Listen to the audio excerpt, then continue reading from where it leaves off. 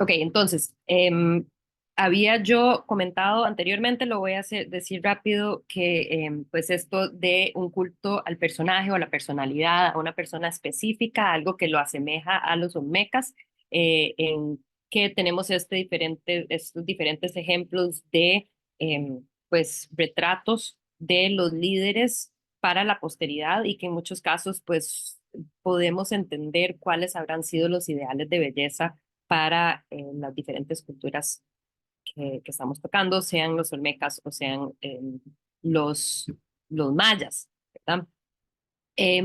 Me paso ahora al sitio de Yaxilán, que los compañeros habían tocado dentro de su presentación, pero que creo que es importante señalar un par de cosas.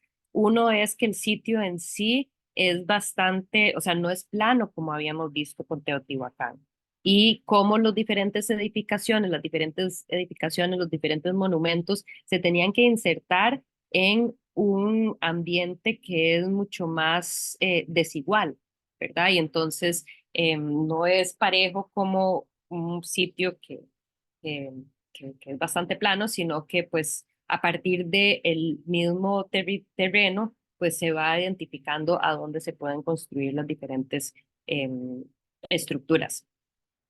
Yaxilán se reconoce por ser uno de los centros de mejor talla en relieve de la piedra y vamos a ver un par de ejemplos de eso. Estos dinteles, voy a enseñarles un par, los compañeros les había enseñado uno de la señora Schock, que pues pertenece a un grupo, un par de diferentes dinteles. Ahora, ¿a dónde se ubicaban los dinteles? Los dinteles era, imagínense cómo, bueno, estaban en el techo de el edificio donde uno ingresaba y entonces miraba hacia arriba y en vez de ver nada más el cielo raso común y corriente de un edificio, pues se encontraban estas grandes lápidas de piedra que pues obviamente iban a impresionar muchísimo a la persona que pasaba por ahí. En este caso estamos viendo el dintel que representa a el ajao más importante en su momento del sitio de Yaxchilán, que era el escudo jaguar segundo. Tiene un reinado bastante largo de 60 años. Y aquí lo que vemos es, ¿y cómo sabemos que es él y que es la esposa, la principal consorte, la señora Shock? Es pues porque viene identificado por medio de los diferentes glifos, ¿verdad? Entonces los glifos nos identifican quiénes son, no nos identifican exactamente qué es lo que está pasando en la imagen, pero lo que se ha analizado de esta imagen es súper interesante. Bueno, por un lado tenemos a la figura de él, ¿verdad? El cacique, lleva esta antorcha y esta es la señora Shock que lo que está haciendo es atravesando su lengua con una cuerda tachonada con espinas, ¿verdad? Entonces vemos esta cuerda que lleva acá, tiene estas espinas, ella saca la lengua y pasa esta cuerda por la lengua y pues básicamente lo que sí entendemos es que es un sacrificio que está haciendo ella, ¿verdad? Y entonces esto hace referencia a pues la importancia, podemos tener claro la importancia de los sacrificios de los grandes líderes de estas ciudades-estado maya y cómo pues era importante ellos dar esa sangre, dar ese parte de su ser al, para el bienestar de la población en general, ¿verdad? Y los cosmos y el equilibrio, todo lo que venimos hablando. Entonces, este es en un caso el proceso en donde ella se está haciendo ese sacrificio y aquí lo pueden ver un poco más de cerca, donde ven que saca la lengua, ¿verdad? Y está pasando esto por la lengua.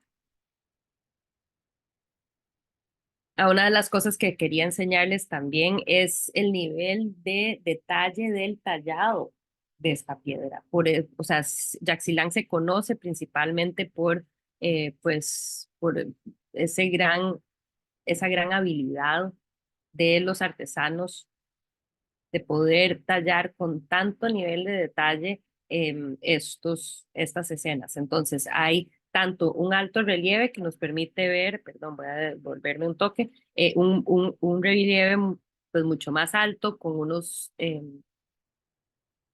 eh, em, unas luces y sombras que nos permiten entender un poco mejor qué es lo que están haciendo estas figuras, pero que también tiene un bajo relieve lleno de detalle, como les estuve enseñando acá, ¿verdad? Y cómo tiene el interés en registrar y que uno solo se puede imaginar cómo habrán sido estos textiles de los huipiles de las señoras, de las mujeres, o sea, de la élite y cómo estaban repletos de esos detalles. Luego está este otro dintel que se asume que lo que estamos viendo es los efectos del sacrificio que da lugar a estas visiones que pueda que tenga la señora Shock, ¿verdad? Y entonces, en este caso, se asume que ella está imaginándose esta figura que emerge de la boca de una serpiente. Entonces vemos, ahí está la señora Shock, ella asumimos que se está imaginando esta serpiente del cual proviene o sale esta figura. No sabemos si la figura en sí que emerge de la boca podría ser el mismo escudo jaguar, entonces el mismo rey, o pues puede representar algún dios, pero muy probablemente es pues una representación misma del mismo Ahau. Entonces se asume que ella está viendo estas visiones debido tanto a la sangre de ella que derrama, ¿verdad? Entonces esta pérdida de sangre, así como los inciensos que se estaban quemando y pues la intención es, como venimos hablando, de acceder a otros planos em, de existencia. Entonces aquí ella está o sea, está arrodillada ante esta figura de serpiente que es pues una cuestión, asumimos que religiosa, ¿verdad? Y que pues era las necesidades que tenía toda la población ante sus líderes para poder tener este equilibrio cósmico que tanto se deseaba.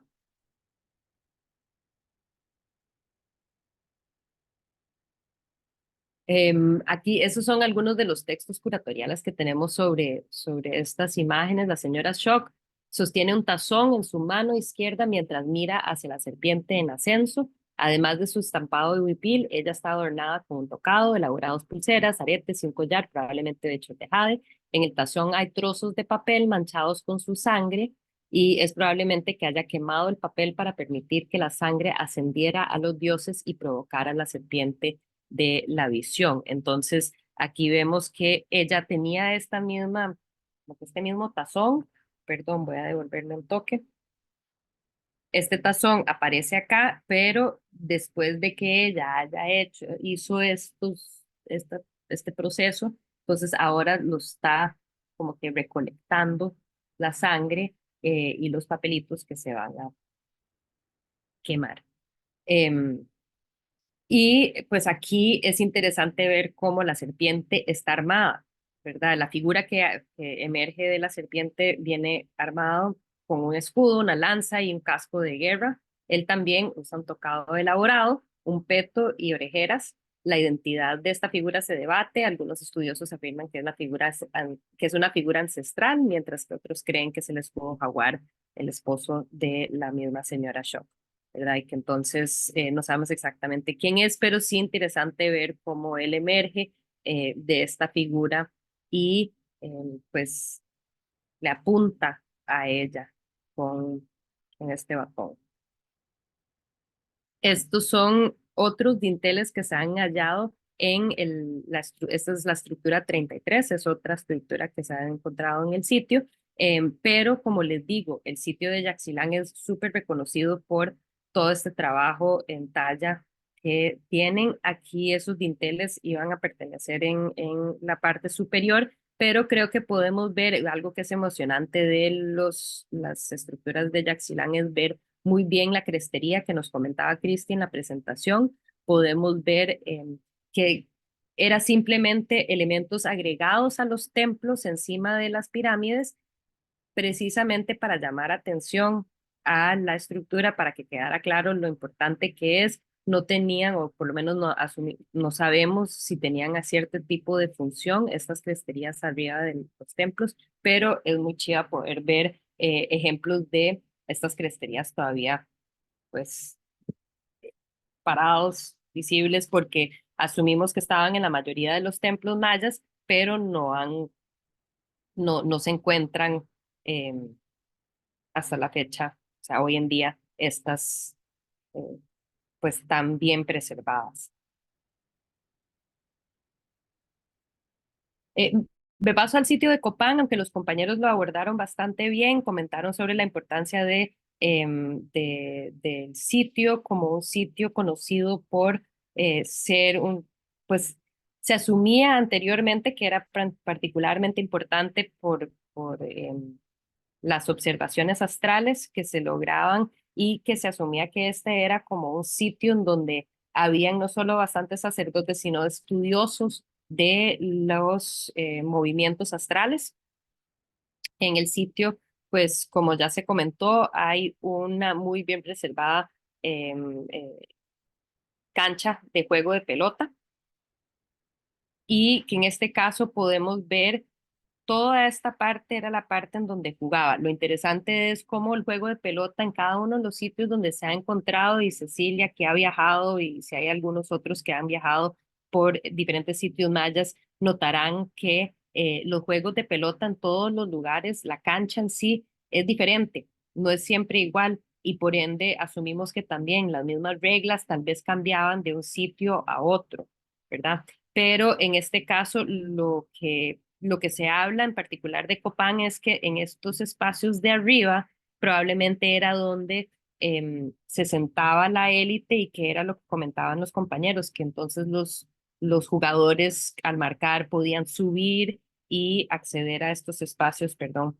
los espacios donde estaba la élite viendo el juego y que eso sucedía en el caso de Copán probablemente en esta parte superior. Em, Aquí pueden ver y que, como les digo, en todos los sitios es un poco diferente. Tiene cabezas de guacamaya o de lapas, que son los marcadores. Entonces, a mí me parece que debería haber sido súper difícil lograr que una pelotita llegara a, pues, atravesar los espacios del ojo de esas lapas, pero pues esa era la intención y entonces cada uno de los sitios, como le digo, tienen estos diferentes detalles que pues uno es totalmente diferente del otro. En Copán hay esta pirámide que está, pues la escalera jeroglífica, como se conoce, ha sido bien restaurada y es muy interesante ver cómo estas escaleras es algo que no se ve en otros sitios y que creo que Cristi y Felipe mencionaron cómo los jeroglíficos o los glifos mayas se encuentran en tantos diferentes sitios, o sea, cualquier sitio que se les ocurría podría funcionar para poder documentar las cosas. Em, y en este caso, esta escalera, conocida como la escalera jeroglífica, está cubierta de 2.200 glifos, que es uno de los textos más largos conocidos mayas, que nos comenta pues sobre las diferentes hazañas de los diferentes líderes del sitio de Copán, ¿verdad? Y entonces aquí ahí se viene registrado todo lo que lograron, todos los a ver, las bodas, las guerras, todas esas cosas que sucedían vienen aquí documentadas en esta escalera. Que es muy interesante pensar cómo había este deseo y necesidad de documentarlo, pero también en un espacio, una esfera pública. Eso en sí es, pues, creo que con la intención de impresionar a cualquiera que viniera al sitio a conocer. Aquí pueden ver que vienen los 5 reyes sus hazañas vienen grabadas en estas escaleras. Originalmente aparecían retratados los 5 reyes y entonces pues ahí para cada uno de ellos tenías como que su sitio y lo que ellos habían logrado. El mismo que había, el 18 Conejo, fue el ajao que había construido y culminado este gran proyecto y es el mismo que había mandado a hacer el juego de pelota. Entonces creo que probablemente fue bajo él que logró el principal apogeo.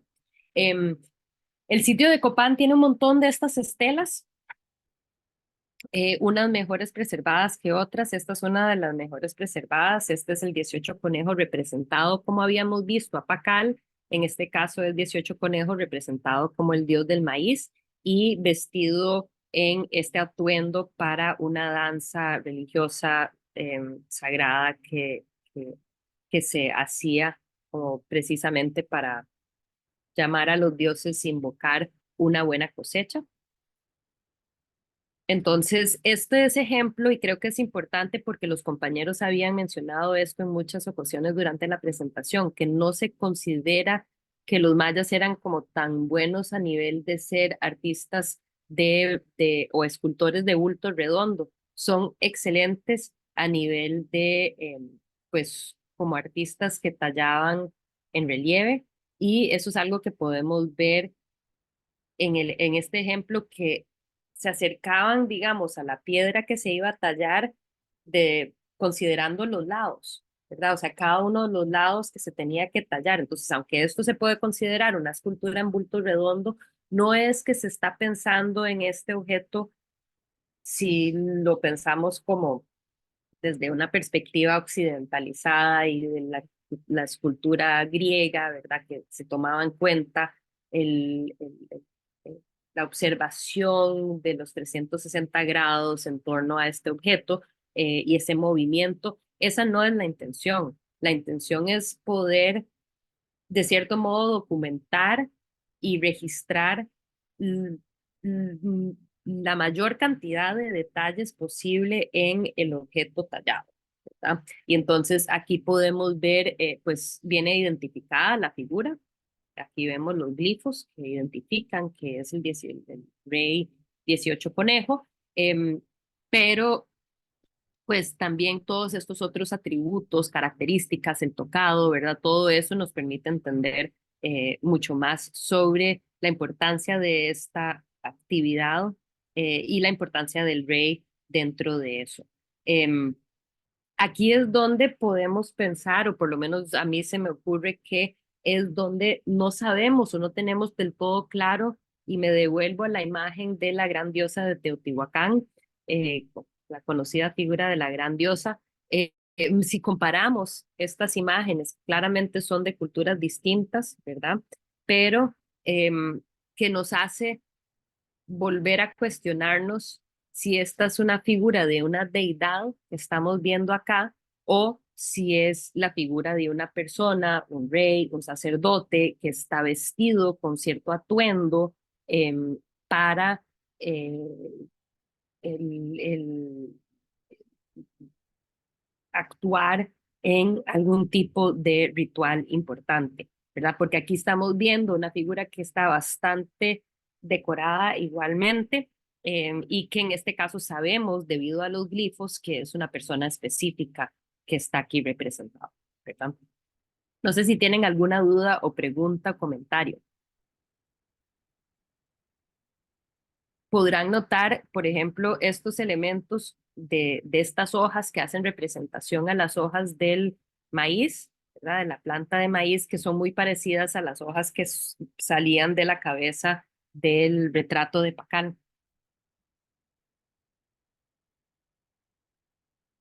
Em, Este es un objeto que también se halló en el sitio de Copán, se conoce como el altar Q, porque tienen estos nombres, así como habían comentado los compañeros que el título es un número, pues tiene que ver con el hallazgo, los números ya científicos que aplican los arqueólogos que están estudiando el sitio. Em, Originalmente se propuso que lo que se estaba viendo acá, y eso era antes de conocer y haber descifrado los glifos. Se propuso que esta era una conferencia de astrónomos y en la actualidad ahora ya conocemos que más bien es la historia dinástica de Copán. Entonces, parece que 13 jaguares fueron sacrificados y enterrados detrás de este altar cuando fue instalado. Y la figura a la izquierda es Gran Sol, el segundo rey de Copán, que sería este. Y el del centro izquierdo, perdón, este.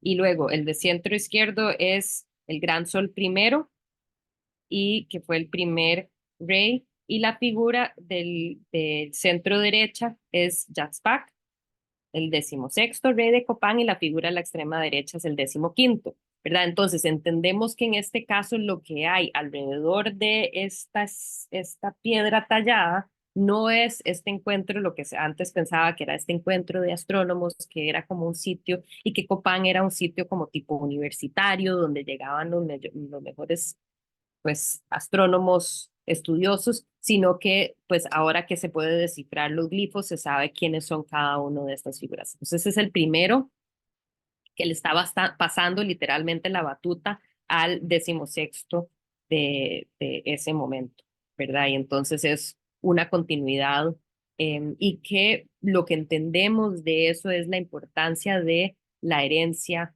familiar en términos de liderazgo y gobernanza, o sea, los gobernantes, cómo eran pues de una familia, cómo se pasaba la batuta entre ellos. Preguntas, dudas. No, estamos bien. Sí, No, profe, todo bien. no por el momento, gracias. Gracias.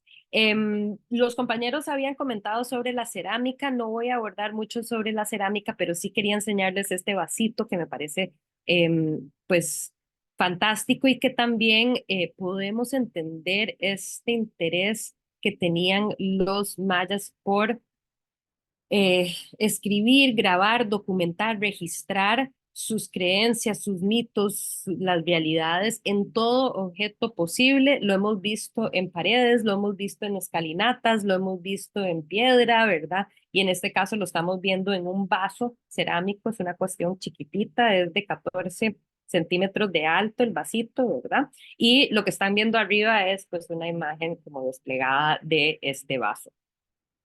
Em, el, el, los glifos aquí más bien no nos indican mucho sobre qué es lo que estamos viendo, y tampoco indican necesariamente que es una persona específica, y más bien lo que se ha descifrado es un tipo de texto que dice algo al estilo como que era así una vez, ¿verdad? En los tiempos de antes. Entonces se asume que lo que vemos registrado aquí es más bien algún tipo de mito fundacional, o un mito pues que era necesario repetir. Se cree o se asume que este vaso se le invitaba a la persona que estaba consumiendo la bebida que contara la historia que se veía aquí, o el mito.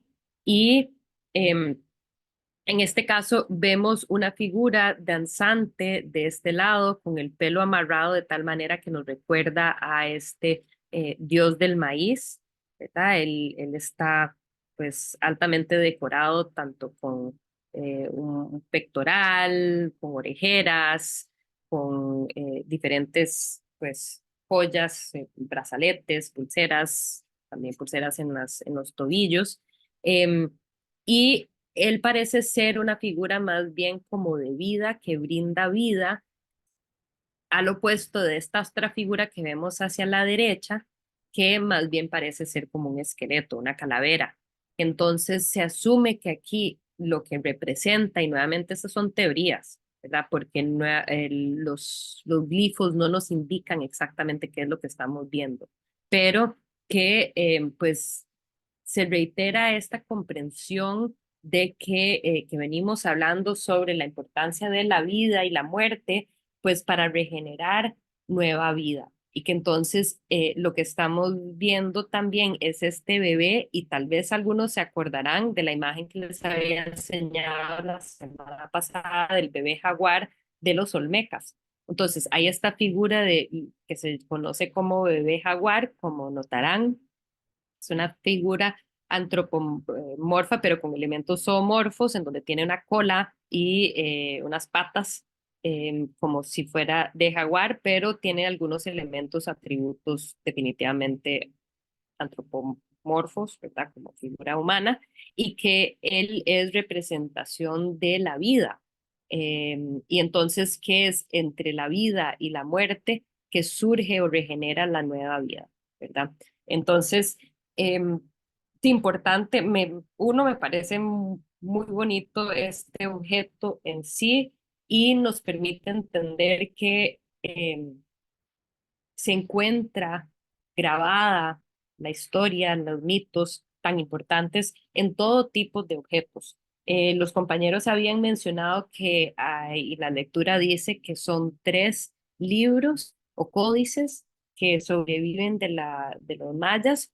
En la actualidad se ha encontrado una cuarta, más recientemente, aunque siguen habiendo algunos especialistas que no están totalmente seguros, pero en general creemos que ya esos textos em, son, pues, originales. La mayoría de estos libros han sido destruidos, por lo que, y están muchos de esos no se ven muy bien, em, por lo que me gusta más bien poderles enseñar este tipo de objetos en donde nos damos una idea de cómo podrían haber sido toda la gran cantidad de códices que probablemente existían en su momento y que fueron pues destruidos por los españoles por ser objetos paganos, ¿verdad?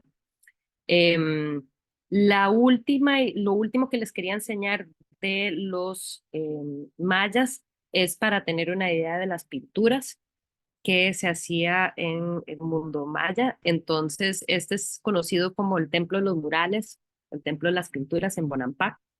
Y pues en sí, sabemos que no es necesariamente un templo funerario, sino que un templo común. Y en la parte superior, en los templos que están arriba, se encuentran estos murales que son muy emocionantes porque nos identifican un poco más sobre cómo, o nos dan una idea un poco más colorida, un poco más viva de cómo podrían haber sido estos rituales y estas festividades. Nos da una impresión, y perdón que la imagen no es de excelente calidad esta, pero se ve mejor en las réplicas cómo se ven. Entonces, uno entra, ingresa al espacio y ahí inicia con este conjunto de músicos, danzantes, ¿verdad? Entonces, es como un tipo de procesión que se llevaba a cabo y culmina en esta escena de entrega de los cautivos. Ahí es donde era lo que les comentaba sobre los sacrificios en masa que probablemente se llegaban a cabo. Entonces llegan las figuras que estaban procesando, que están vestidos con diferentes tocados, muchos de estos tocados son de diferentes tipos de animales, y aquí vemos los gobernantes, los sacerdotes que están pues liderando la escena ante todo este montón de figuras cautivas que les han eh, quitado las uñas y que están desangrándose de los dedos, que lo pueden ver un poco más de cerca. Entonces, bueno, esto es lo que nos da la impresión de cómo habrán sido algunas de estas actividades de sacrificio. Y que se relaciona, y que nuevamente no sabemos exactamente cuáles eran las diferencias entre ellos. Obviamente habían diferencias, pero es interesante ver cómo se ve repetido la importancia de desangrar de las manos, ¿verdad? Y entonces, en este caso, vemos estos pobres que parecen estar sufriendo, ¿verdad? No parece ser como una bonita experiencia por la cual están pasando. Y cómo eso se asemeja a este mural que habíamos visto en Teotihuacán. Entonces, los mayas, excelentes artistas, pintores, arquitectos, escultores. Vemos su interés en registrar sus hazañas en todo tipo de objetos. Y definitivamente pues nos ha quedado muy poco en la actualidad de lo que habrá sido en su momento una cultura bastante rica y bastante, pues rica en actividades, pero también rica en objetos, tanto objetos de lujo como objetos rituales y objetos que nos han quedado, pues es lo único que nos queda para poder abordar un poco más quiénes eran esta cultura tan rica de los mayas. Em, Preguntas, dudas, comentarios sobre los mayas que tengan. Si no, voy a pasar rápidamente por lo que son los aztecas antes de desconectarnos y por lo menos iniciar. Profesora, Sí, adelante, Cecilia. usted no había comentado sobre Chichen Itza, que había un grupo que iba a abordarlo, que usted lo iba a abordar, no recuerdo bien, o que nos fijáramos en la lectura.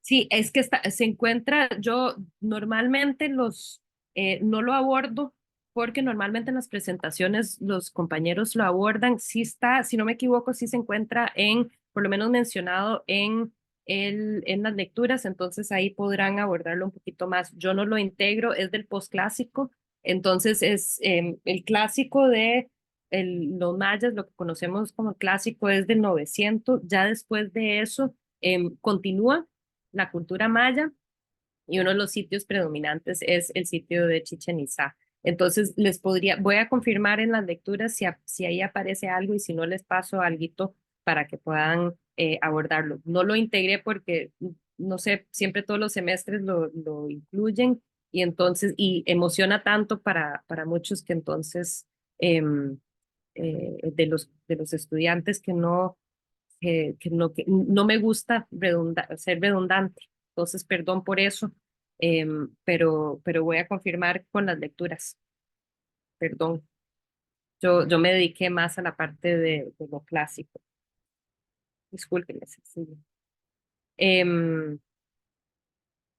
Ok, voy a seguir adelante y para abordar los mexica son conocidos como un grupo étnico-lingüístico náhuatl, ¿verdad? Hablan náhuatl, muchísimas de los idiomas actuales de la región mesoamericana tienen esta base lingüística y es un imperio que llega, voy a saltarme nada más para que puedan ver, que llega los aztecas son conocidos en su momento, ellos mismos se reconocían o se denominaban ellos mismos mexica. Después es desde el siglo XIX que los conocemos más bien como aztecas, precisamente porque vienen de este lugar mítico conocido como Aztlán, y ellos habían sido, pues sí, imperiales, al opuesto de los mayas, que eran ciudades, un complejo, como conjunto de ciudades-estados. Los mexicas sí tenían esta intención imperialista en donde tenían subyugados a muchas de estas poblaciones. Entonces, eran aún más guerreros que los mayas, precisamente porque tenían la intención de conquistar. Em, entonces, el mito fundacional de los aztecas es que, bueno, ellos provienen de una región conocida, mítica, conocida como Aztlán. No se sabe exactamente dónde habrá sido ese sitio. Se asume que posiblemente habrá sido como el suroeste de Estados Unidos, lo que es actualmente Estados Unidos, y que habían sido una gente nómada y que eventualmente llegan a establecerse en el sitio de Tenochtitlán, en la ciudad de Tenochtitlán, que está en el centro de lo que en ese momento era el lago Texcoco. Entonces, todo esto acá, aquí pueden ver la palabra Texcoco, habían diferentes agrupaciones en torno a toda la región del lago y ellos llegan al lago, no eran bien recibidos por los otros que estaban en la región necesariamente, pero eventualmente ellos logran establecerse en lo que había sido una isla, ¿verdad? Entonces, en el centro del lago de Texcoco se encuentra lo que ahora todo esto es la Ciudad de México, ¿verdad? Pero aquí, pues, como les decía, emigraron del noroeste y llegaron al centro de México más o menos en 1375 y la idea es que a ellos se le había acercado el dios Huitzilopochtli, que era el deidad, la deidad patrona de, o el patrón de ellos, y a ellos, Huitzilopochtli les había dicho, ok, donde ustedes encuentran la señal de un águila en un cactus, con una serpiente en la boca, ahí es donde se tienen que establecer. Entonces, después de ser nómadas por tanto tiempo, pues el mito fundacional de ellos era precisamente eso y que supuestamente ahí habían visto esa escena y se llegan a establecer en esta pequeña isla en el centro del lago Texcoco. Déjame nada más confirmar, ellos eran, como vemos en el mapa, habían conquistado bastante territorio, desde el Pacífico al Atlántico, hasta llegar a partes de Centroamérica. Tenían un elaborado sistema de caminos que conectaba al imperio. Entonces eso es algo que es interesante porque lo relaciona a los romanos, ¿verdad? ¿Cuáles son uno de los elementos más importantes cuando vas a ser una potencia imperialista? Que necesitas caminos para conectar todos estos lugares. Entonces, ellos sí tenían este sistema de caminos que era importante para el comercio, la comunicación, el contacto entre las diferentes ciudades subyugadas. Ellos recibían tributo de los subyugados como comidas, artículos y materiales de lujo. También se llevaban artesanos, esclavos, que estos esclavos pues o eran esclavizados de uso cotidiano o también eran víctimas de sacrificio y ellos llevaban a cabo esto que se conoce como batallas floridas, que era precisamente para pues, capturar víctimas de sacrificio. Entonces, es interesante ver cómo la historia fundacional de los aztecas pues se ve reflejado en la bandera actual de los mexicanos, ¿verdad? Y entonces ahí se ve el nopal o el cactus sobre el cual se encuentra apoyado un águila con una serpiente. Los artistas, hay toda una concepción de cómo eran vistos los artistas entre los aztecas. Perdón, pero me iba nada más les iba a comentar un poquito más sobre la ciudad en sí de Tenochtitlán, que pues logran establecerlo en esta isla. Ellos tienen todo un sistema de gobernanza con nobles, sacerdotes, guerreros, comerciantes y un líder principal conocido como el Tlatoani, que lideraba todo pues, agrupación de gente. Ellos, como están en esta isla y no tienen tanto terreno, desarrollan un sistema de agrícola conocida como los chinampas. Entonces, aquí eh, en esta ilustración son estas partes aquí como alrededor de que eran precisamente unos jardines flotantes. Entonces ellos eh, instalaban unas estacas al fondo del lago, amarraban eso con unos juncos y luego llenaban eso con tierra y rocas y eso lo podían cultivar. Eso les ayudaba para pues, suplir todas las necesidades que tenían, en particular al inicio cuando no eran tan grande como potencia imperial.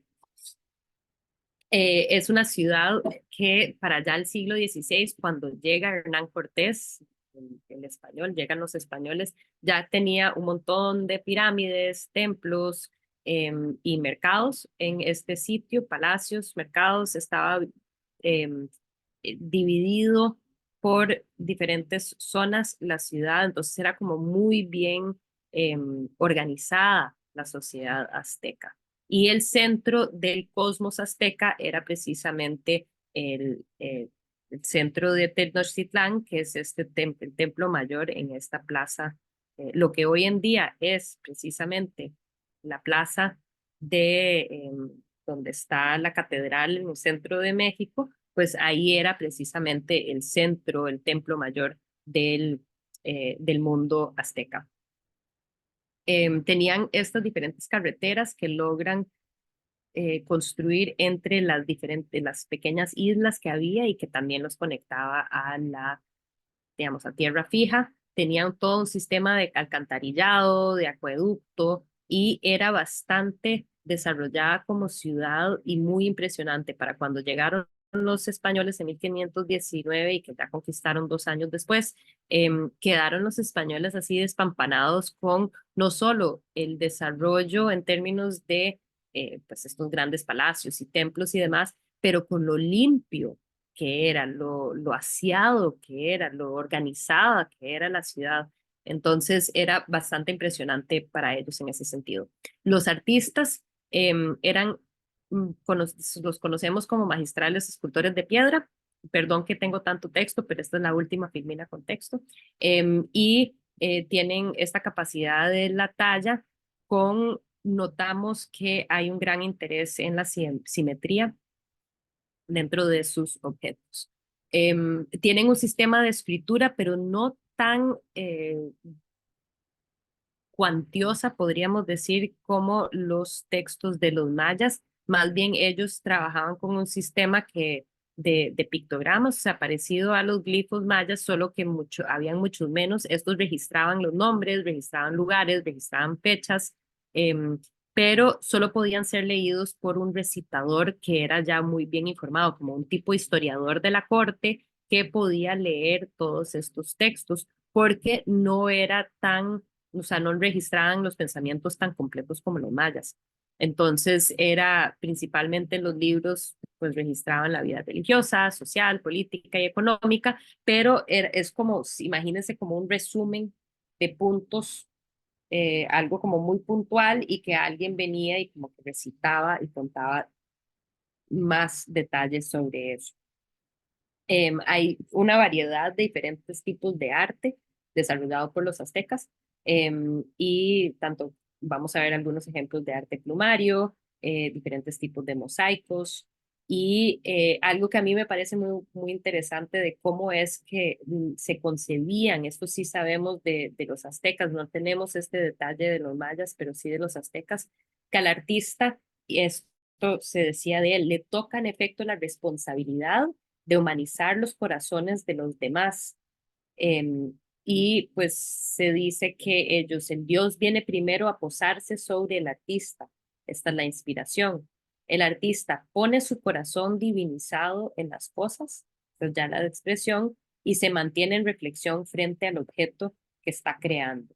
Entonces, me parece muy eh, eh, importante que los aztecas reconocían como que cierto don en los artistas, que los artistas son estas personas que tienen una capacidad de poder tener una relación directa con las deidades que se supone que, bueno, el Dios se posa sobre los dioses visitan a los artistas y al estar en relación con como en diálogo con los dioses, es que se logra esta expresión. Entonces me gusta mucho este concepto de cómo concebían al artista, no simplemente como un artesano que trabaja con las manos, sino que verdaderamente alguien que tiene esta relación directa con los dioses, que está reflexionando sobre aquello que está trabajando. Ok, para no seguirlos cansando conmigo por un ratito, quería ponerles un pequeño video sobre este objeto. Probablemente uno de los más conocidos es la conocida como la Piedra del Sol. Em, entonces voy a callarme por ahora para ponerles este video.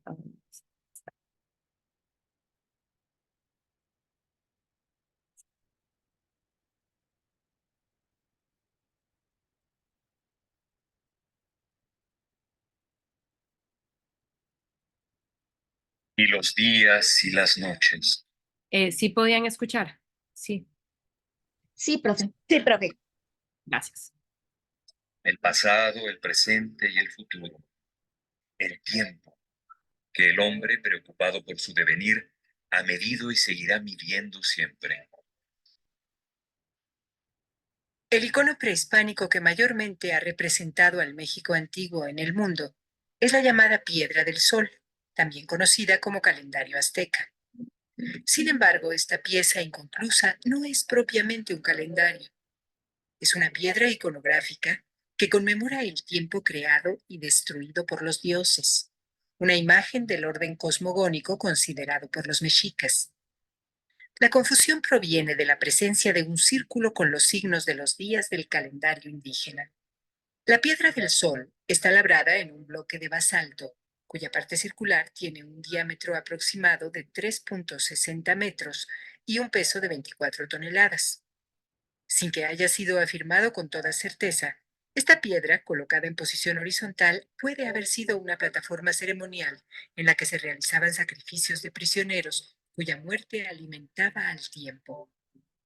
Al parecer, tuvo originalmente aplicados pigmentos rojos y amarillos, colores que confirman su carácter solar.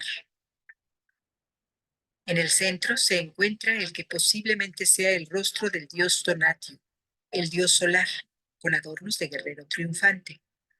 A partir de ahí se suceden varios anillos concéntricos. El siguiente círculo simboliza la sucesión de las edades del mundo y corresponde al nombre calendárico de un quinto sol. Entre diversos elementos, 4 glifos y numerales representan los 4 soles o edades anteriores. Con ellos se forma el símbolo Nahui Olin Tonatiuh, la quinta era, la actual. Y es que los mitos antiguos decían que 4 veces habían sido creados el mundo y los hombres, y 4 cataclismos habían terminado con todo cada vez. La quinta edad, el sol de movimiento, siguiendo la inexorable ley cíclica, terminaría también algún día con un terremoto. En el siguiente anillo vemos labrados los 20 signos de los 20 días del calendario mexica. Y finalmente, el círculo externo está formado por 2 serpientes de fuego, cuyas colas se cruzan en la parte superior, mientras que de sus enormes fauces abajo surgen los rostros de 2 deidades.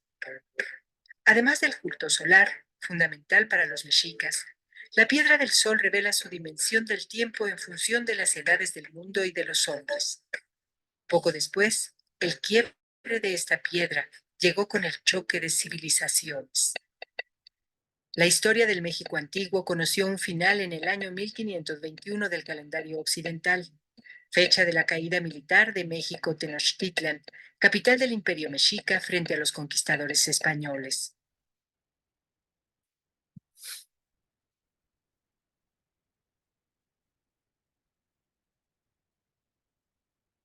Ok, entonces es importante reconocer que en vez de ser un calendario, se asume que pues, siempre se ha llamado esto el calendario del sol, pero no es necesariamente un calendario, sino que una representación del concepto azteca del tiempo, ¿verdad? Y que entonces hace referencia a los diferentes soles o diferentes épocas que estamos nosotros ubicados en el el quinto sol en este momento. Entonces, cómo pues hay estas diferentes referencias, pero notamos en términos artísticos, ¿verdad? Que Pero más que todo sería como para calcular las épocas de cosecha, más que un calendario como de días. creo que en este caso es más como de que un calendario para calcular los rituales, ¿verdad? Ujú. Entonces es una cuestión más como religiosa, ¿verdad? Y más sobre qué, y por ende, tal vez esta concepción de que se usaba para sacrificios o sobre esta piedra se hacían sacrificios, aunque no sé qué tan cierto sea eso debido a que se asume que esta piedra no está terminada, ¿verdad? O sea, De no, hecho, creo que eso lo agarraron de referencia. Bueno, si han visto Piratas del Caribe, la primera y bueno, algunas tienen mucho que ver con esto del tesoro escondido de Cortés, ¿verdad? Y las moneditas tienen como o están inspirados en bueno, en esta piedrita. ujú, piedrota, ¿verdad? Porque es una chuncha inmensa. Bueno, sí, piedrota, porque creo que 24 toneladas. Es- Y si pesa 24 toneladas y es 3,60 metros de ancho, ¿verdad? O sea, de diámetro. Entonces, sí, es una cosa sumamente grande. Y verdaderamente no se sabe exactamente cómo se usaba, pero sí refleja esta concepción del tiempo, ¿verdad? Entonces, más allá de que se usara para decir, ok, ya es hora de sembrar, ya es hora de qué sé yo, podar, ya es hora de cosechar, como hay otros calendarios que nos indican o que qué es lo que se debería de estar haciendo, es que es hora de arar la tierra o lo que sea, es más bien esta concepción del tiempo, aunque incluye los diferentes glifos del calendario, ¿verdad? Pero en sí es una cuestión como más teórica, diría yo.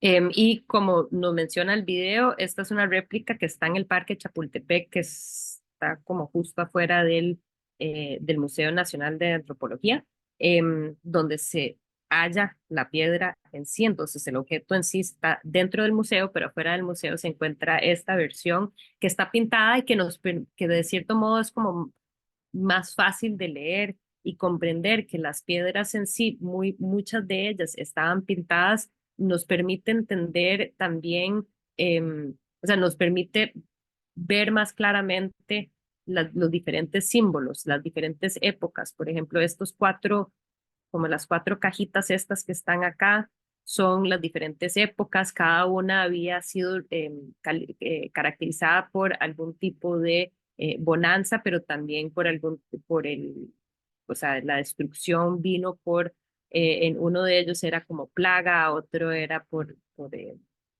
relámpago, entonces cada una de las épocas terminó de cierta manera. Y como mencionaba en el video, este se supone que es Tonatiuh, el dios sol, y vemos que tiene esta lengua sacada, pero que es interesante porque también eso nos hace referencia, en cierto modo, a procesos de sacrificio que pues se llevaba a cabo. Los 20 días hay dos calendarios, uno es el calendario solar y uno es el calendario, o sea, en el mundo mesoamericano en general existen estos dos calendarios, uno el solar y uno el lunar, y son diferentes cantidades de días. El solar, pues tenía 365 días, y voy a abordar eso un poquito nuevamente con respecto a qué pasa con esos 5 días que, que quedan, que restan. Este es el centro de la ciudad, o sea, este es el Axis Mundi, este es como el ombligo del mundo en la concepción o cosmovisión azteca. Esta gran plaza o área abierta en donde habían estos diferentes edificios y el templo mayor, que es este que encontramos acá. El templo mayor fue dedicado a dos deidades, a Tlaloc, que es el dios de la lluvia o del agua que cae, y Huitzilopochtli, que es el dios de la guerra, del fuego, del sol. Entonces, es interesante contemplar cómo en este templo no era para un solo dios, sino que el conjunto de estas dos fuerzas o estas dos como potencias que al juntarse, esa es como que la concepción principal de toda pues, la creencia azteca. Sabemos que en el Templo Mayor habían diferentes eh, eh, periodos de construcción. Entonces, la última es en este diagrama, podemos ver acá, pero sí se sabe que habían 7 versiones anteriores y que continuamente se construía uno encima del otro. Y que asumimos también la importancia de el tener dos templos, pueda que, y es algo que hemos visto desde los teotihuacanos, mencionaron creo que los compañeros con relación al sitio de Copán, cómo hay esta intención no solo de alinear las estructuras, especialmente las estructuras religiosas, con los cosmos o con los movimientos astrales, sino que también alinearlos con diferentes elementos naturales que se encontraban en el sitio, y que en este caso en la Ciudad de México, fuera de la ciudad, o sea, ahí no siempre se ve porque hay tanto smog en la ciudad, pero están estos dos grandes volcanes que posiblemente pues los dos templos hacen referencia o como que replican estos dos volcanes, el Iztaccíhuatl, siempre se me cuesta decir esa, y el Popocatépetl, que son los dos grandes pues eminencias naturales que surgen y que probablemente en el momento de, de cuando no había tanto smog se veían a cada rato. Hoy en día es muy difícil desde la Ciudad de México ver siempre estos dos volcanes. Aquí estos, como les digo, son los dos templos y hay algunos objetos que les voy a enseñar ahora que sabemos dónde estaban ubicados originalmente. Aquí está un chacmol que ahorita vamos a ver, que es esta figura reclinada dentro del cual se colocaban los corazones de los sacrificados. Y vamos a ver esta piedra de Coyolxauhqui que estaba justo en la parte inferior de las gradas, porque pues asumimos que los sacrificios se llevaban a cabo acá arriba y que de ahí pues como que empujaban a los cuerpos que caían y que la idea era que caían sobre este monolito de Coyolxauhqui.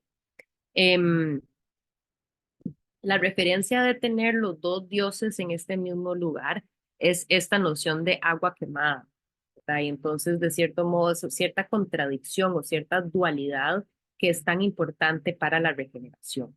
Entonces, hace referencia también a estas guerras sagradas que se llevaban a cabo precisamente para obtener pues, personas que se pudieran sacrificar, pero es algo que les vengo tratando de explicar desde la clase anterior sobre la dualidad, vida, muerte, agua, fuego, ¿verdad? Estas son como cosas que contrastan, pero que en la realidad, pues todo existe en ese espacio intermedio entre estos dos polos, ¿verdad? Y entonces, por ende, podemos comprender la importancia de tener un dios fuego, fuego, sol, guerra y dios agua.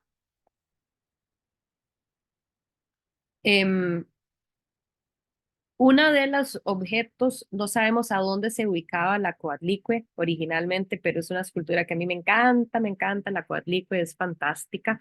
Mide 2,65 metros de alto, es hecha de basalto también, una piedra volcánica. Y la Coatlicue es la de la falda de serpientes. Ella es la madre de Huitzilopochtli. Huitzilopochtli nuevamente es el de uno de estos dos templos, pero también la deidad patrón, se hace el patrón de los aztecas. Y Coatlicue es considerada una de las Tzitzimime, que son estas deidades que se relacionan con las estrellas y que se consideraban estas diosas como estas entidades terribles y peligrosas porque descendían en esos 5 días del calendario. Entonces ellos tenían claro que el calendario consistía de 365 días, pero eran como 360 días comunes y después habían estos 5 días como un poco de que pasa cada 4 años en febrero, ¿verdad? Habían estos 5 días que sobraban y que en esos 5 días podían suceder cosas terribles precisamente porque descendían las Tzitzimime y podían hacer cosas como terribles y peligrosas, pero también las Tzitzimime son consideradas las diosas de las parteras. Entonces todas son mujeres, o sea, son diosas, todas estas Tzitzimime, y la Coatlicue es una de ellas. Y también es la mamá de Huitzilopochtli. Entonces, la historia de la Coatlicue pues, aquí la vemos a ella representada, ella es, Coatlicue hace referencia a ella de la falda de serpientes, entonces aquí sabemos que es ella, tiene estas garras y con esta falda de serpientes. Em, em, Aquí la pueden ver ilustrada a veces para nuestros ojos que surgen de otra cultura, pueda que nos es difícil poder ver todos los detalles, pero les pregunto a ustedes, ¿qué ven? ¿Qué notan? ¿Qué creen que están viendo? Por eso les quería, o sea, les quería enseñar varios ángulos y varias imágenes, pero me devuelvo a esta principal y si necesitan o quieren ver otra, me avisan. ¿Qué ven? ¿Qué notan? que creen que está representado aquí.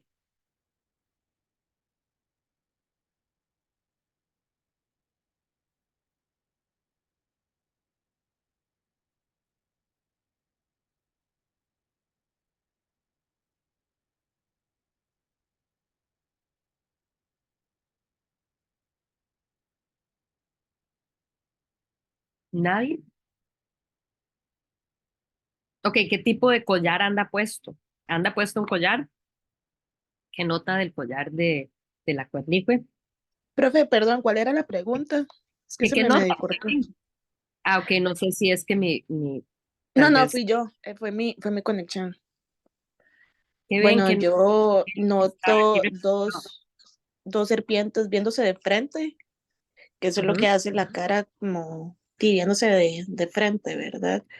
Veo dos sets de manos, bueno, dos pares de manos. Y no sé si a los lados veo como unas garritas, como de jaguar, tal vez. Ajá. ujú. Y veo también cada vez, bueno, como serpientes enrolladas en la paldita. Ujú. Sí, entonces ella, como les digo, es la de la falda, la falda de serpientes, entonces por ende, pues tiene la falda eh, repleta de serpientes que están entrelazados entre ellos. Tiene ella garras, ¿verdad? Y entonces vemos que de pies tiene garras, pero también tiene como que las garras así. Este par de manos, no sé si alguien más quería decir algo antes de que yo siga. Más bien.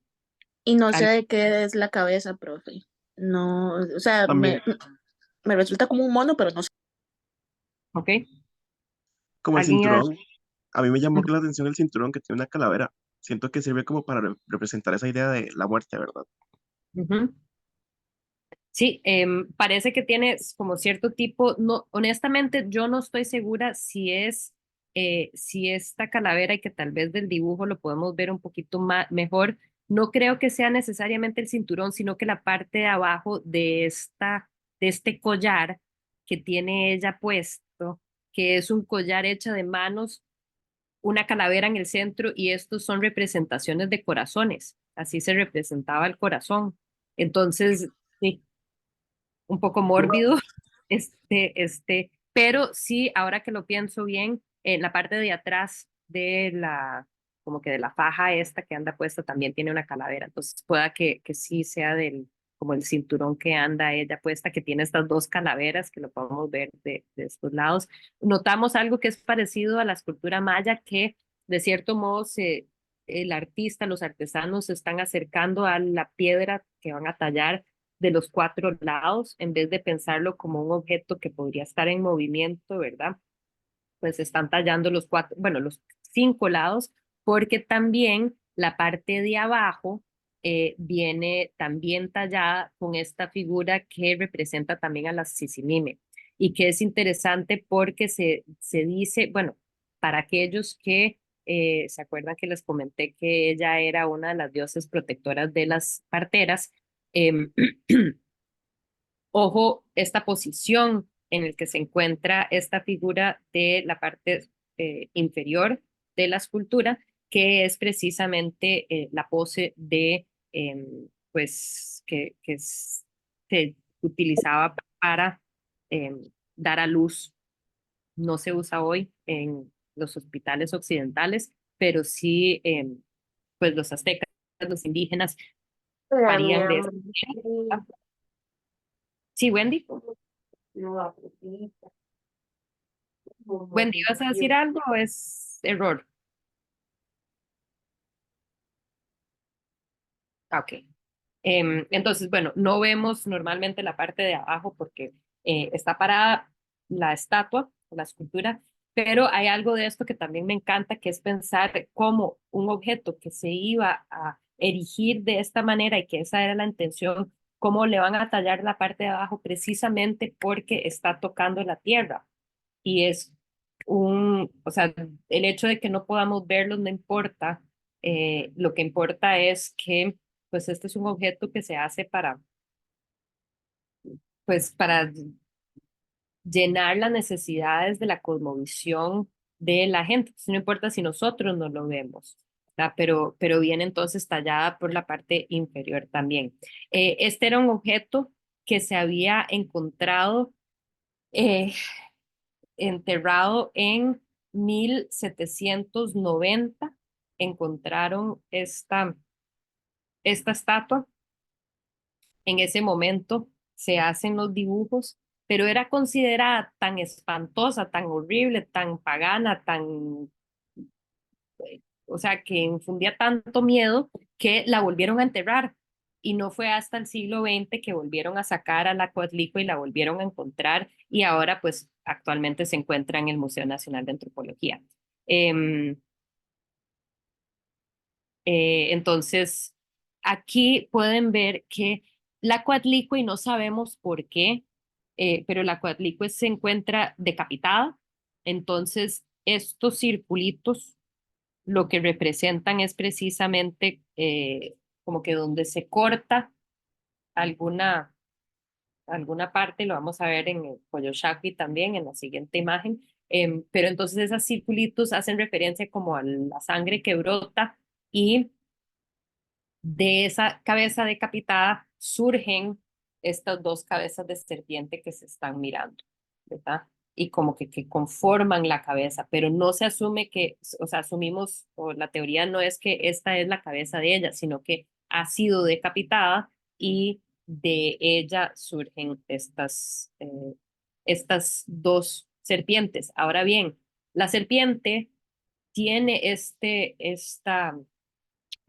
significado de regeneración, precisamente porque las serpientes dejan su piel y vuelven a hacerse una nueva piel, y hacen referencia específicamente a regeneración. Entonces, aquí nuevamente esta dualidad entre vida y muerte, y cómo la muerte es necesaria para generar nueva vida, todo eso se ve reflejado en este objeto. Esta es la piedra de relieve de Coyolxauhqui, que, como les había señalado en ese diagrama del templo, estaba justo al pie del templo. Entonces, lo que asumimos es que arriba sacrificaban, tiraba el cuerpo sacrificado, que ya se le había sacado el corazón, y que caía así, rebotaba, y caía, y la intención era que ojalá cayera, o se asume, o tal vez esto simplemente es como una metáfora de esos cuerpos caídos al pie de la pirámide. Entonces ahí se asume que está ubicada esta piedra que se encontró. Esta es Coyolxauhqui, ella de la cara pintada de cascabeles, por eso es que vemos que tiene estos cascabeles pintados en la cara, o pues, identificados en la cara. Y aquí, como ya son las 11:34, perdón, creo que, bueno, les voy a enseñar unas cositas más, pero esta historia a mí me encanta. Coyolxauhqui es la hija de Coatlicue y es la hermana de Huitzilopochtli. Y el cuento dice, o el mito es el mito de cómo nace Huitzilopochtli y cómo muere, por ende, Coyolxauhqui. Lo que sucede es que Coatlicue estaba sobre Coatepec, que es la montaña de la serpiente en náhuatl. Entonces Coat, como se dan cuenta, es serpiente. Coatepec es la montañita la montaña de serpiente donde vivía Coatlicue. Entonces Coatlicue, devuelvo un toque, Coatlicue, aquí estamos viendo la Coatlicue. Coatlicue vivía en Coatepec, y un día estaba barriendo, y en eso se le cae dentro del delantal una pluma. Y cuando la pluma entra dentro del delantal, ella queda milagrosamente embarazada. Y está embarazada con Huitzilopochtli. Cuando cuando averigua o sabe Coyolxauhqui que ha quedado embarazada la mamá, se enoja y va y le cuenta a todos sus hermanos, que son todas las estrellas. Entonces un sinfín de número de estrellas de hermanos, todos ellos se enojan. Coyolxauhqui va con la intención de ir pues supongo, a matar a la mamá, y en eso, milagrosamente, nuevamente, surge del vientre de Coyolxauhqui, perdón, de Coatlicue, surge Huitzilopochtli, totalmente transformado y ya como un guerrero, y él mata a su hermana Coyolxauhqui. Entonces aquí vemos a Coyolxauhqui ya muerta, a quien se le ha decapitado. Entonces, ojo que tiene estos elementos, ¿verdad?, circulares que representan que se le ha cortado la cabeza, y también desarticulada. Entonces, noten que también están estos circulitos aquí donde le han cortado los brazos. Sin embargo, vemos cómo emanan los huesos de ahí, así como desarticuladas las piernas. Entonces, aquí tienen las piernas cortadas. Entonces, surgen los huesos ahí, y aquí tiene pues ella todos esos elementos. Algo que es interesante que no mencioné con Coatlicue, pero lo vemos con Coatlicue, lo vemos también en Coyolxauhqui, es cómo se representan a figuras femeninas que han sido mamás. Entonces no estoy segura de quién es la mamá Coyolxauhqui, pero siempre las mujeres que han sido madres tienen los senos como que se le caen un poquito, y aquí no lo vemos tan bien, pero sí se ve mejor, pero sí que les querían señalar acá, y lo vemos mejor en la Coyolxauhqui, que tiene estos rollitos, y que eso hace referencia al hecho de que pues se le ha expandido y contraído el vientre. Entonces son figuras de mujeres que han sido madres. Nuevamente una piedra que originalmente había sido pintado, entonces los rastros químicos de pigmento nos permite saber cómo era pintada originalmente este objeto. Y que es interesante que es parte del templo, este complejo del Templo Mayor, porque los colores pues la atribuyen estos aspectos que la conectan tanto con el fuego, el sol, así como con el agua, el azul del agua, ¿verdad? Entonces, originalmente mucho más colorido de lo que estábamos viendo anteriormente. Este es el chacmol que les había contado, el chacmol de la plataforma de Tlaloc.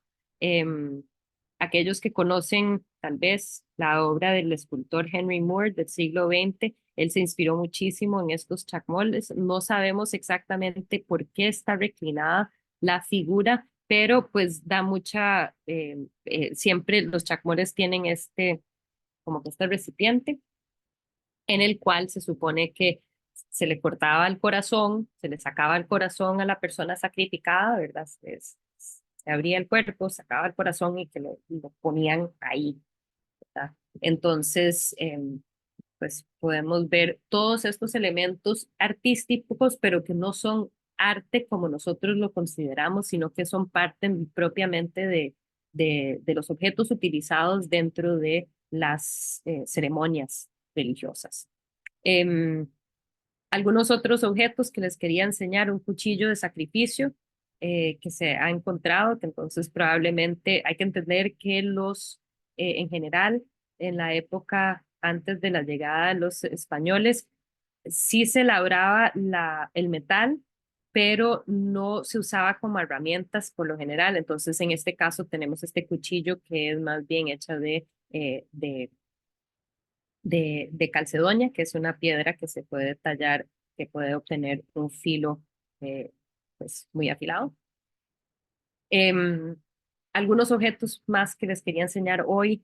Esta figura que nos hace, o sea, representa la renovación, es un objeto de piedra tallada también, y que pues es interesante porque habían estos diferentes figuras que se tapaban con otras pieles y que hacían referencia a la renovación. Me estoy apurando porque ya es bastante tarde. El arte plumario es sumamente importante entre los mexica. El uso de las plumas, asumimos que también entre los mayas probablemente era importante, pero no nos ha quedado registro de esto. Este es el penacho, el famosísimo penacho de Montezuma. No sabemos si era precisamente de Montezuma o no, pero así se le ha dicho. Este es un objeto que se encuentra en el museo en Viena, el Museo de Etnología en Viena. Es un objeto que se asume fue enviado por Hernán Cortés al rey. Nunca le llegó al rey necesariamente, pero sí apareció en Europa, y pues actualmente se encuentra en este museo. Y es uno de los objetos más, por muchos más cotejados, o sea, por muchos mexicanos más cotejados para la repatriación, solo que hay, pues, No es que no se puede mover porque se quiebra. Bueno, las plumas son muy frágiles. sumamente frágil y esa es la preocupación principal. Qué En, curioso, ¿verdad? Que siempre todo lo más interesante de esos museos es de otras culturas. bueno, Entonces, con todo un tema este de repatriación y que a dónde deberían estar sí, estos sí, sí. Yo creo que en Bélgica también se negaron objetos. como a devolver un montón de esculturas y patrimonio africano. Entonces, lo que van a hacer es como un museo diciendo que se robaron todo, digamos. Entonces, es como para decir, bueno, no lo vamos a devolver, pero aceptamos la culpa del hurto.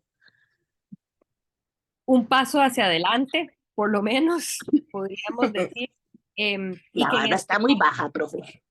ya, en este caso, sí, sí, aunque hay muchos mexicanos que siguen y hasta la fecha están así como súper, quieren este penacho de vuelta, porque es tremendamente, cada una de estas plumas es una pluma de quetzal y los quetzales Ujú, solo tienen una pluma de estas largas. Entonces, imagínense la cantidad de quetzales que se requirió para poder hacer este penacho, ujú. pero lo importante es que, pues yo diría que es muy factible. Hay los que dicen, no, eso no es cierto, se podría hacer lo que sea necesario para poderlo traer. Sí se dice que es muy frágil y lo que ha hecho el Museo de Etnología de Viena es que, y ojo esto, la solución, por lo menos hasta el momento, es que todo mexicano, si llegas al museo y sos mexicano, entras gratuitamente. Todos los demás tienen que pagar, pero los mexicanos entran gratis al museo. Barato. Profe, disculpe ahí, vieras que yo vi hace poco, no sé si es verdad, no sé si estoy equivocada, pero vi una muchacha que es historiadora también y que es mexicana y fue hace poco y dijo que lo quitaron eso, entonces ni siquiera, no sé si es verdad, pero bueno, ni siquiera, No según sé lo que si es tengo verdad porque entendido. no sé, cuando yo estuve en el 2022, sí tenía unos colegas mexicanos que fueron y sí les dieron la entrada gratis en el Ok, 2022. Entonces yo no sé, pueda que lo hayan quitado. Pero bueno, sí, pareciera, pero tampoco tengo información exacta, pero sí, ya ahí Dios. es problemático el asunto, ¿verdad? Pero sí es cierto, y no sé si ustedes han tenido la experiencia, pero cualquier tipo de cambio climático, o sea, los objetos llegan a un sitio y pueda que sean de otro entorno climático, pero se logran como que asimilar al entorno en que se encuentran. Y que en el momento que se mueven de ese entorno, por más que ese entorno pueda ser que pueda que yo tengo este montón de libros acá y que Costa Rica pues es muy húmedo y tal, y entonces no es el mejor ambiente, pero ya se aclimataron, ¿verdad? Cuando yo los muevo de aquí a otro espacio físico, el choque pueda que genere pues pues que se vaya desbaratando el objeto en sí. Entonces ese es el miedo con el famoso penacho, ¿verdad? Sí, Wendy. Profe, pero no hay como una manera de que lo tengan como guardado en laboratorios con temperatura y demás, se medida, la humedad medida y demás. No, no habría como, Es que es cómo lo vas a mover de un sitio a otro sitio sin que ah, haya, ok. o sea, aunque en sí se Y pudieran si se ser, le hace una incubadora encima y después se le mueve. es que, ok, eso es lo que se dice, se podría hacer como una incubadora que lo pueda transportar, pero el miedo es, y claro, y también hay que tener muy presente que estos son los miedos que dicen los europeos, así como Ujú, los ujú.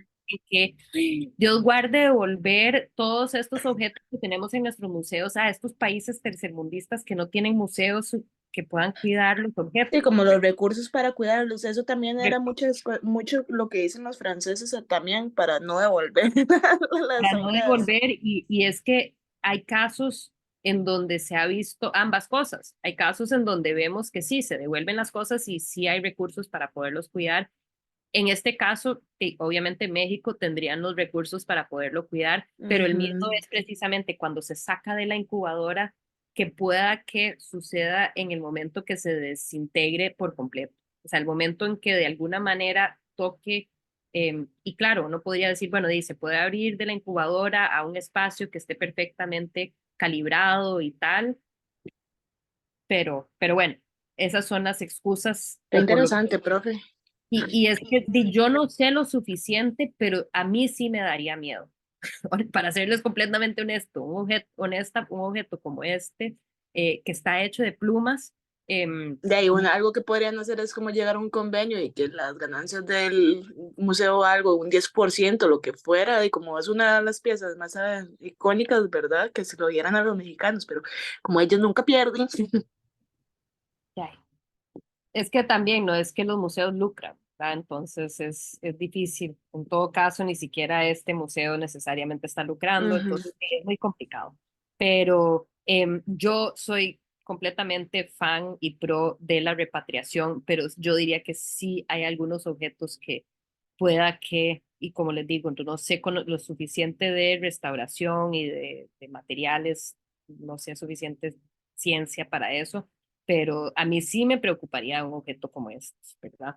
Que pueda que haya llegado como un status quo en su lugar y que al momento de moverlo se desintegre, porque ha sucedido que en el momento que como que toca otro aire, los objetos como que de repente se convierten en polvo. O sea, es una cosa rarísima. He visto algunos ejemplos de eso. Entonces, sí les quería enseñar este último ejemplo. Entonces, este penacho de Montezuma hecho de plumas es algo que normalmente podemos considerar, bueno, sí, es que los indígenas siempre tienen como que estos tocados de plumas, es algo que normalmente pensamos que a indígenas le ponen plumas en la cabeza, ¿verdad? Pero que es mil chiva que los aztecas también tenían este tipo de trabajo de arte plumario, que es, imagínense como si fuera un collage hecho de plumas. Entonces, este también está en Austria, en el mismo museo.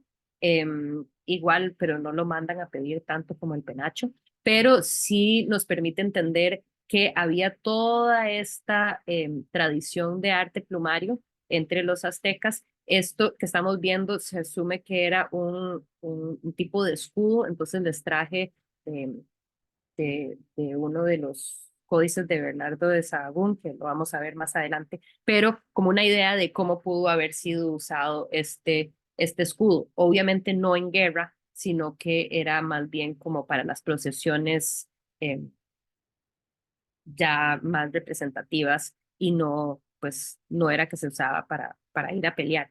Pero pues me encanta ver este trabajo en plumas y que lo volveremos a ver cuando lleguemos a la colonia. Ok, lo voy a dejar ahí por ahora. Volverán a ver y abordar